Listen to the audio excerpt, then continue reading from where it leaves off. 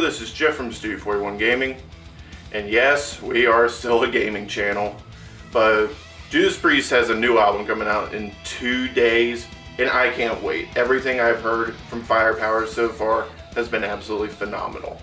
So, it's about a once-a-year kind of deal. I'm going to talk about some metal today. I'm going to give my top 10 favorite Judas Priest albums.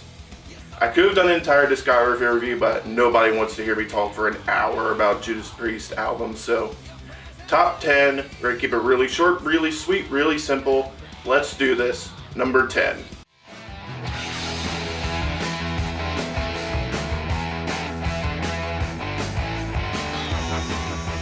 Hellbent for Leather, or Killing Machine, depending on where you're from, is a great album.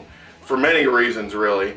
It's got some all-time classics on it, like Delivering the Goods, the Green Male Alicia and the Two-Pronged Crown, which is actually a cover. I did not know that.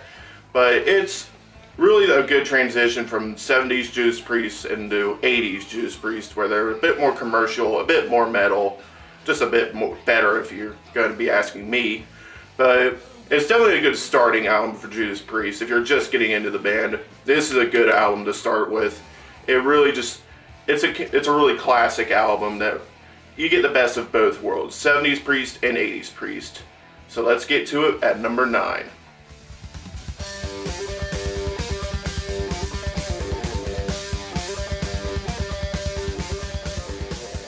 Stained Glass is the album that actually came right before Killing Machine or Hellbent for Leather.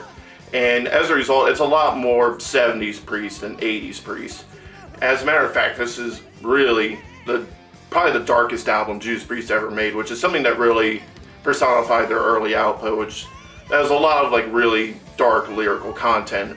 And Beyond the Realms of Death is definitely a good signifier of that sound. It's also my favorite song on the album, but you're hearing Exciter right now, which is the lead track and a really far cry from the rest of the album, since it's known for being a fast-paced, kind of happier song. But Stained Glass, while not always an easy listen, is a great album in its own right. So let's get to the next one, number 8.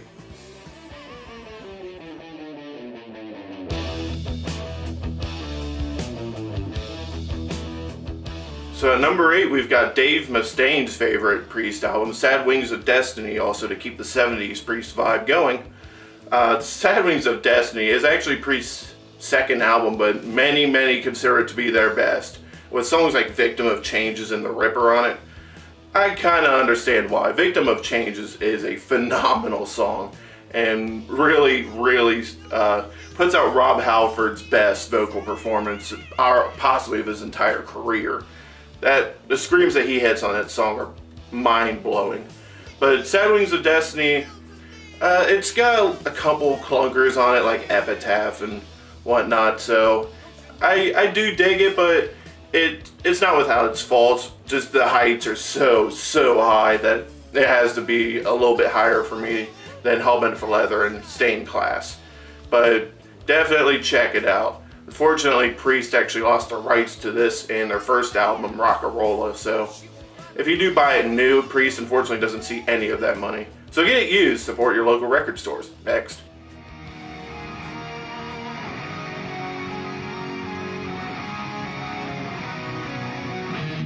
Death, doom, and destruction rain down upon the forsaken. One being stands alone to save humanity. A soldier born from the past on sad wings of destiny. Powerful, unflinching, and bearing the eternal force that will proclaim and assert metal's deliverance. The Redeemer of Souls.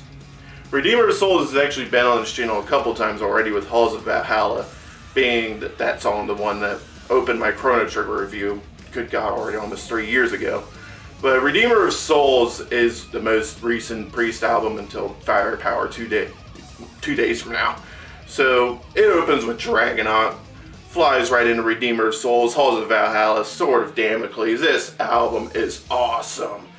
It would be higher on this list if the production didn't sound so god-awful. This album had to have been recorded in a tin can, like 10 miles away from the recording studio. It is really bad. But if you can get past that, Redeemer of Souls is a fantastic album, and It definitely is a must-own. Actually, for some reason, kind of hard to find though. Also, even though I don't think that will be a problem in a couple of days, but definitely give it a shot. Next.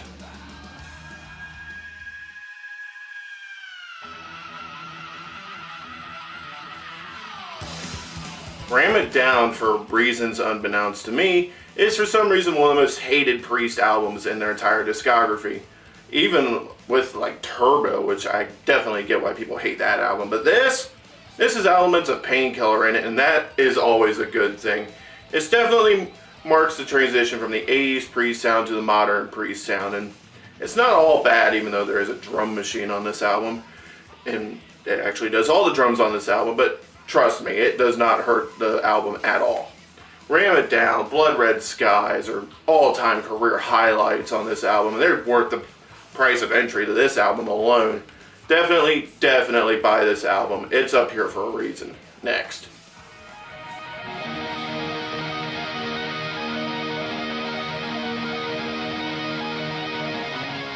Angell Retribution is the first album with Rob Halford back at the helm of Judas Priest, and boy, it does not sound like it at all. It sounds like he didn't even miss a beat. Judas Rising, Hellrider, two of the greatest tracks Priest, in my opinion, has ever made.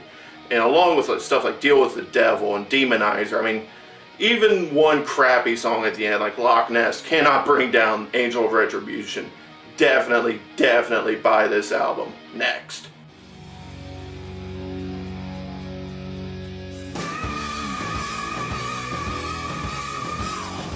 What can be said about Screaming for Vengeance that hasn't already been said by about 5 or 6 million people who own the album? This album is amazing, and well, I own it twice. You can see the 30th anniversary version over there, so I actually own it 3 times. I own the record version over there, so I can't say anything that hasn't already been said. You have to own this album if you're a Priest fan. It is incredible. Next.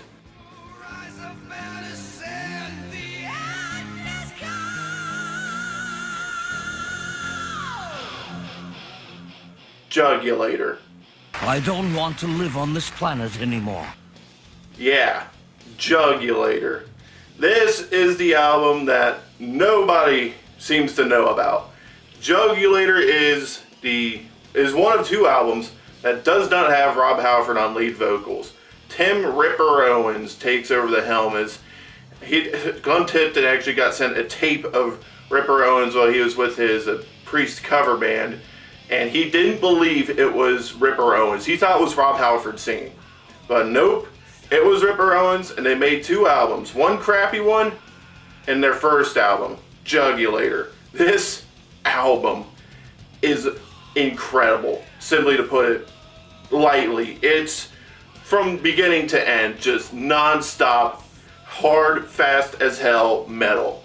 And Cathedral Spires is a track that it's literally a must listen for anyone. You have to hear Cathedral Spires once. That song is unreal. The screams that are hit on Cathedral Spires would make Rob Halford jealous. No way, he cannot hit those screams, but Ripper Owens can. And if you see this album, you're seeing the white albino unicorn. You have to own it. It is cheap. It's just basically been whitewashed by Judas Priest since Rob Halford's come back into the band. But you have to own this album. If you see it, buy it. Next.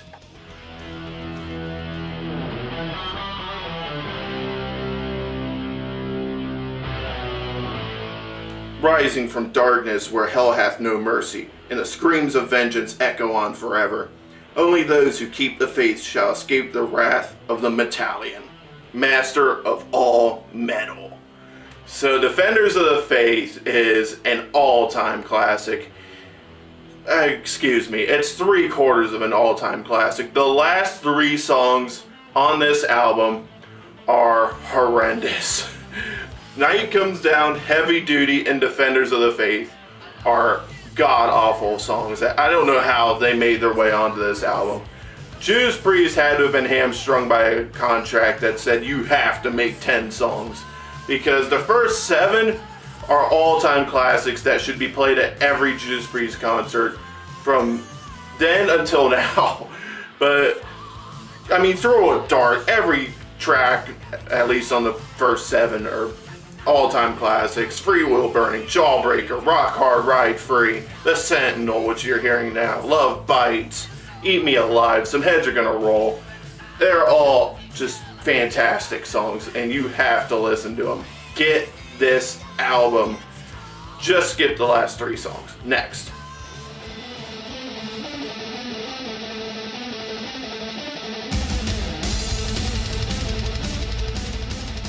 Well, you all know what's coming. It was a matter of where it was gonna be, not if it was gonna be. Painkiller. What can be said about this album? It's beloved by fans and critics alike. It's beginning to end all killer, no filler, all-time career highlights like Painkiller itself, Leather Rebel, A Touch of Evil, possibly film noir inspired A Touch of Evil. It's phenomenal. It's the Priest album that I think defines their entire career.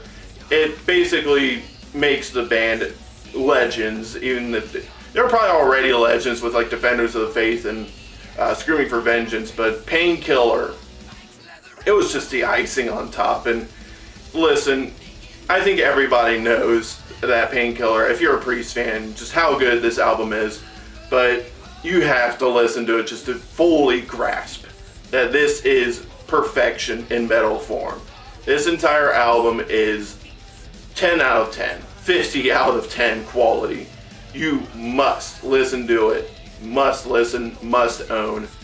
So there you have it. Those are my 10 favorite Priest albums. I'll get back to the games in the next week or two I'll probably be in a Priest coma for about the next like 5 days or so. So stick around, I'll be back with the games soon, but thank you for allowing me to indulge in some metal, and hopefully I can bring a little more attention to the Priest. Thanks for watching.